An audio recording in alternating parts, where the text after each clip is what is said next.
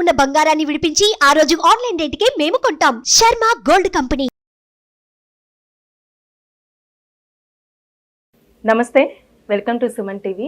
నేను మీ యామ్ని. ప్రస్తుతం మనతో ఉన్నారు ప్రముఖ ఆధ్యాత్మికవేత్త, గణపతి దత్త ఉపాసకులు, అమ్మవారి సేవకులు మురళీధర్ శర్మ గారు ఉన్నారు. గురుగారితో మనం మాట్లాడదాం. నమస్కారం గురుగారు. మహాదేవ శ్రీమాత్రే నమః. గురుగారు, మహామాగి అలానే మాఘ పౌర్ణిమ అని కొంతమంది అంటూ ఉంటారు.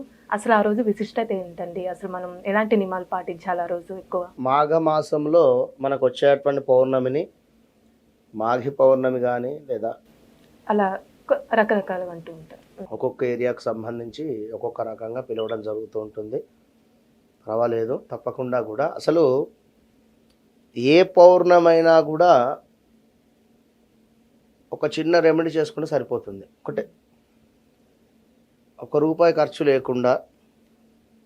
అది ఏ పౌర్ణమైనా. మాఘమాసంలో పౌర్ణమికి విశేషమే ఉంటుంది, కార్తీక మాసంలో పౌర్ణమికి ఒక విశేషం ఉంటుంది. కానీ నేను చెప్పేది ఏమిటి అంటే, ఎప్పుడైనా కూడా ఇప్పుడు ఫలానా వ్యక్తి ఫలానా వద్ద ఫలానా సమయంలో ఉంటాడు ఒక 1 అవర్. మీకు సంబంధించినటువంటి ఏ సమస్యలు ఉన్నా కూడా మీరు అక్కడికి వెళ్ళి చెప్పుకోండి. లేదు అప్లికేషన్ ఏమైనా ఉందా ఇచ్చుకోండి. లేదు వారితో పర్సనల్గా ఏమైనా మాట్లాడేది ఉందా ఆ సమయంలో మాట్లాడుకోండి. అయితే ఇక్కడ ఒక వ్యక్తి అక్కడ ఉన్నాడు, ఒక 100 మంది వెళ్ళారనుకుందాం. మనకు ఆ 1 అవర్ సమయం సరిపోతుందా సరిపోదా అనేటువంటిది మన కర్మ మీద ఆధారపడి ఉంటుంది. మనం ముందే అక్కడ ఉన్నామా అనేది కూడా ఆధారపడి ఉంటుంది. ఓకే, ఏ పౌర్ణమికైనా కూడా రావి చెట్టు వద్దకు, ఎక్కడైనా ఉండనివ్వండి, రావి చెట్టు వద్ద అంటే దేవాలయంలో ఉన్న పూజలు అందుకుంటున్నటువంటి రావి చెట్టు వద్దకు ఒక సమయానికి సాక్షాత్తు అమ్మవారు వచ్చి అక్కడ కూర్చుంటుంది 100%. ప్రతి పౌర్ణమి రోజు. ఇది రహస్య పరిహార శాస్త్రంలో మనకు రాయడం జరిగింది. కనుక మరి ఆ సమయం ఏమిటి, మరి ఏం తీసుకువెళ్ళాలి అమ్మవారికి అనేది మనం చెప్దాం. ఇక్కడ విశేషంగా మీరు ఒక బిందెడు నీళ్ళు తీసుకొని వెళ్ళి రావి చెట్టుకు పోయమని చెప్పడం లేదు, పోయకూడదు. ఎప్పుడైనా బిందెలతో పోయకూడదు. ఓ బకెట్లో నీళ్ళు తీసుకువెళ్ళి కూడా పోయకూడదు. విన్నారా? నీటిని కూడా ఎక్కువగా యూజ్ చేసినా కూడా చంద్రుడు నీచబడతాడు. నీటికి అధిపతి చంద్రుడు. అయితే ఇప్పుడు ఈ యొక్క మనకు మాఘమాసంలో వచ్చేటువంటి పౌర్ణమి శనివారము రావడం జరుగుతున్నది. అదొకటి. శనివారము శనికి సంబంధించింది అనుకోండి, లేకుంటే ఇంకేదైనా వెంకటేశ్వర స్వామిది అనుకోండి. ఎక్కడైనా వెంకటేశ్వర స్వామి దేవాలయం రావి చెట్టు ఉన్నా, గణపతి దేవాలయంలో ఉన్నా, మ్యాక్సిమం అంటే కొన్ని ఉంటవి, కొన్ని వద్ద ఉండడం లేవు. అయితే పూజలు అందుకునేటువంటిది మస్ట్, అదైతే గుర్తుంచుకోండి. ఎక్కడో ఊరి చివర ఉంది అనుకుంటే అక్కడ దీపం నిలవదు గాలికి కదా. లేదు వెసులుబాటు మేము చేసుకుంటాం దీపారాధన అనుకుంటే ఇంకా మంచి అంత శుభ్రం చేసేసి చక్కగా కూడా. ఇప్పుడు అయ్యా ఒక అతిథి వస్తేనే మన ఇంటిని ఇంత శుభ్రంగా ఉంచుకుంటాం. కుర్చీలో ఉండేటువంటి ఇన్ని బట్టలు తీసేస్తాం, శుభ్రంగా ఉండాలి అనేటువంటి ఆలోచనలు ఉంటాం. మరొక వద్దకు నిజంగా నమ్మకంగా అమ్మవారు వస్తుంది అంటే నిజంగా శుభ్రం చేసి పెట్టండి. మీరే మొట్టమొదలు అమ్మవారికి కుర్చీ వేసినటువంటి ఫీల్ మనసులో ఊహించుకొని కూర్చోండి చక్కగా. 10ంటికి ఉదయము 10 గంటలకు 10:08 నుండి ఖచ్చితంగా కూడా 11:08, 11:15 ఆ సమయంలో 100కు 200% కూడా మనకు ఏ రావి చెట్టు వద్దనైనా కూడా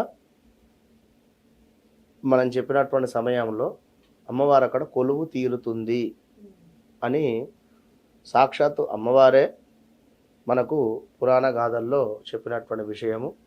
రీసెంట్గా రహస్య పరిహార శాస్త్రంలో కూడా రాయబడింది ఇది గుప్తంగా. కనుక ఆ సమయానికి ఎక్కడైనా ఉండనివ్వండి, మీరు బిఫోర్ వెళ్ళండి, శుభ్రపరచండి చక్కగా కూడా. ఓ 4 అక్షింతలు వేయండి, అమ్మ వచ్చి కూర్చోండి. వాస్తవానికి అక్షింతలు అన్నా కూడా మనకు విశేషంగా ఎంతో విశేషం ఉంది ఈ యొక్క అక్షింతలకు. ఇప్పుడు సువర్ణ రత్న సింహాసనం సమర్పయామి అన్నాం ఇక్కడ. మరి ఇప్పుడు జనరల్గా ఎవరైనా వస్తే ఒక కుర్చీ తీసుకొని వచ్చి ఇస్తాం, కూర్చోండి నాయన అంటాం, లేదా కూర్చోండి అమ్మ అంటాం.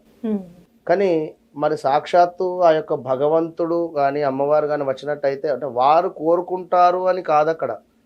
ఇప్పుడు మన ఇంటికి వచ్చేటువంటి వారు కూడా వారు కోరుకోరు, నేను వస్తున్నా నాకు ఈ కుర్చీ వేస్తారా, లేదా నన్ను సోఫాలో కూర్చొని పెడతారా, నాకు ఏమైనా మంచం వేస్తారని వాళ్ళు అనుకుంటారా?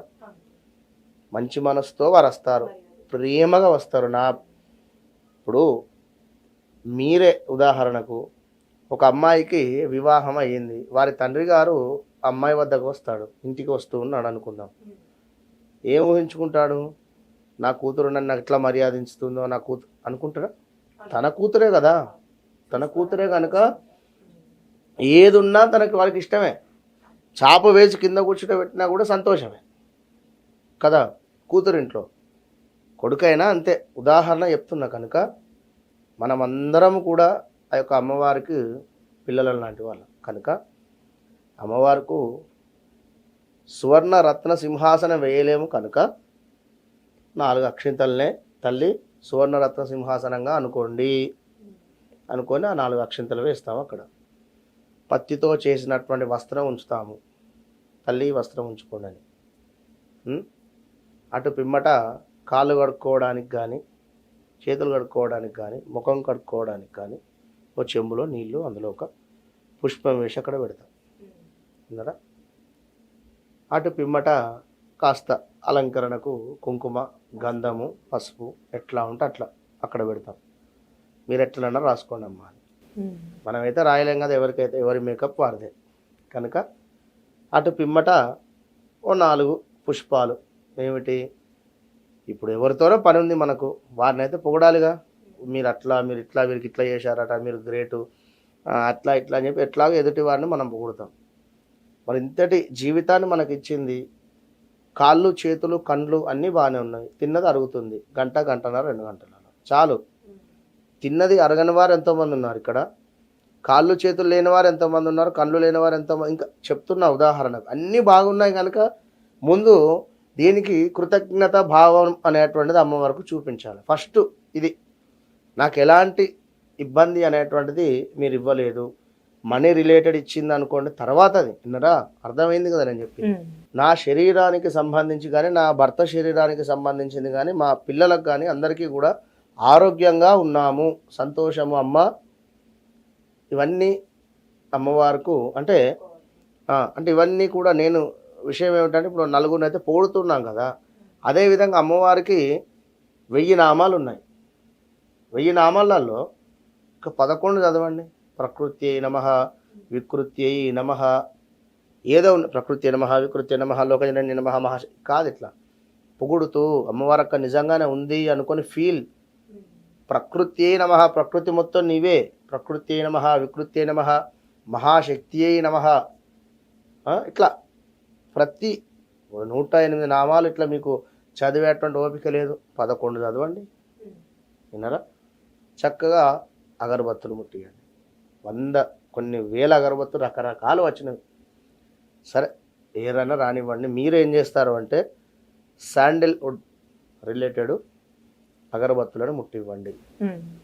ఆ కంపెనీకి నాకేం సంబంధం లేదు, కానీ శాండిల్వుడ్ అనేటువంటిది గంధము, చక్కగా కూడా మంచి స్మెల్ వస్తుంది, దానికి సంబంధించింది ముట్టియండి అమ్మవారికి, మంచి రిజల్ట్ ఉంటుంది.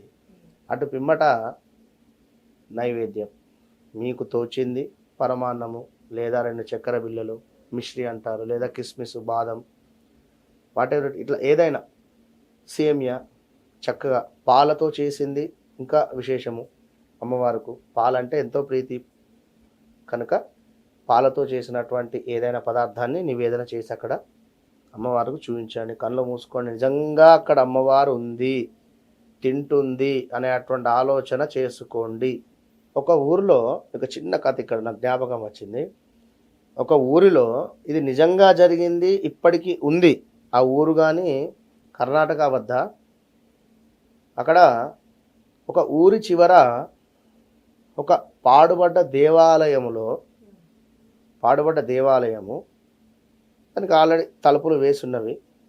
ఎవరో ఒక దారిన పోయేటువంటి వారు కాసేపు సేద తీరుదామని చెప్పి ఆ యొక్క దేవాలయం వద్ద ఆగడం జరిగింది. మరి లోపల ఏ దేవుడు ఉన్నాడు, ఏ అమ్మవారు ఉంది అనే ఇప్పుడు ఉంటుంది కదా, ఎవరికైనా కూడా ఒక ఆతృత. ఎవరుంది, తలుపు అయితే పెట్టుంది, చిన్నగా రంధ్రం కనబడుతుంది, చూద్దాం మరి ఎవరున్నారు అనేటువంటి ఆలోచన తనకు వచ్చింది. కేవలం ఈ ఆలోచన వచ్చినటువంటి ఆ యొక్క వ్యక్తి చిన్నగా కన్నంలో నుండి చూస్తూ ఉన్నాడు.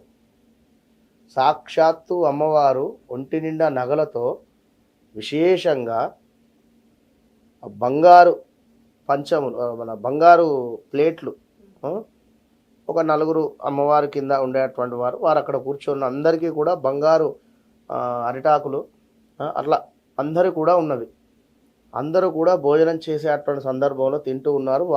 ఆ సీన్ను నిజంగా ఇతను చూసి ఒక్కసారిగా కూడా అసలు ఒళ్ళు జలగరించిపోయింది.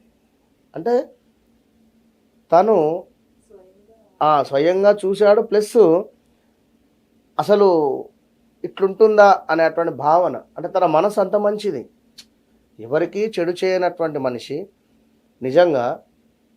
నిజంగా దేవాలయంలో ఏ అమ్మవారు ఉంది అనేటువంటి భావనతో చూస్తున్నాను. మనం ఇప్పుడు ఉండేటువంటి ప్రజెంట్లో ఏం దండేశ్వరు దేవునికి అదేమన్నా దండేనా, మంచిగా లేదనే ఒకడు అంటాడు. దీపారాధన సరిగా లేదు లోపల అని మరొకడు అంటాడు. నేను ఎవరు తెలుసా, నేను ఏరియా పలానా, నాకు ఆరతి ఇయ్యమని మరొకడు అంటాడు. ఇంకొక మాట అంటారు కదా. తను ఆ విధంగా చూసి ఒళ్ళు జలగరించిపోయింది తనకు. అమ్మవారు అంటుంది, అందరూ వడ్డించుకున్నారా, అందరూ పంచభక్ష పరమన్నాలు పెట్టుకున్నారా, ఆ కన్నంలోంచి ఒకడు చూస్తున్నాడు, వానికి కూడా ఒక విస్తరాకు ఇవ్వండి అన్నదట. ఒక్కసారిగా ఆ విస్తరాకు తీసుకొని ఆ యొక్క అమ్మవారిలోనే కలిసిపోయాడు ఆ యొక్క మనిషి. అంటే భక్తి అనేది అట్లుంటుంది మనం చేసుకునేటువంటి విధానం. పౌర్ణమి రోజు 10:08-10 వరకు అమ్మవారు అక్కడ వచ్చి కూర్చుంది అంటే అంతటి మనసుతోనే మనం ఉండాలి, అప్పుడు నీ పని అవుతుంది. బ్రాహ్మీ ముహూర్తంలోనే ఇది చెయ్యండి, ఎందుకు, దేనికి, దాని అంతరార్థం ఏమిటి ఎవరైనా గమనించారా? ఇప్పుడు ఉదయము సూర్యోదయం కంటే ముందే మనం నిద్రలేచి ఉన్నాం. ఎప్పుడైనా మీకు ఈ పని కావాలి అని అనుకుంటే, మనీ రిలేటెడ్ కానీ, ల్యాండ్ రిలేటెడ్ కానీ, ఒక వివాహం కానీ, ఒక వాహనం కానీ, ఒక హౌస్ కానీ, భార్యాభర్తల ఏదైనా కానివ్వండి, మీరు ఏదైతే అనుభవిస్తున్నారో దానికి రివర్స్, బాగా లేదా బాగుంది అనుకొని పడుకోండి. ఉదయం లేవగానే ఫస్ట్ అదే రావాలి నోట్లో నుండి. అమ్మాయి నాకు వివాహం అవుతుంది, అయిపోతుంది, వివాహం అయిపోతుంది, మనీ డబ్బులు, లేదా ల్యాండ్ సేల్ అవుతుంది. ఒక 11 రోజులు మీరు చేసి చూడండి. ఓపెన్ చెప్తున్న ఛాలెంజ్ 100%. పరిస్థితి మారకపోతే నేను దేనికన్నా అనుకోకుంటాను. ఓపెన్ కనుక అంతటి మనసు ఉండాలి. మంచిగా మాఘి పౌర్ణమి రోజు 10-8 గంటలకు అక్కడ అమ్మవారు ఉంది, వెళ్ళి దర్శనం చేసుకోండి. మీకు కావాల్సినటువంటి కోరికలు కోరుకొని అమ్మవారితో మాట్లాడి రండి. అంతే, సింపుల్ రెమెడీ. దీపారాధన కూడా చేయండి అక్కడ మంచిగా అమ్మవారి పక్కన. చాలా చక్కగా తెలియజేస్తారండి. ధన్యవాదాలు. మహాదేవ.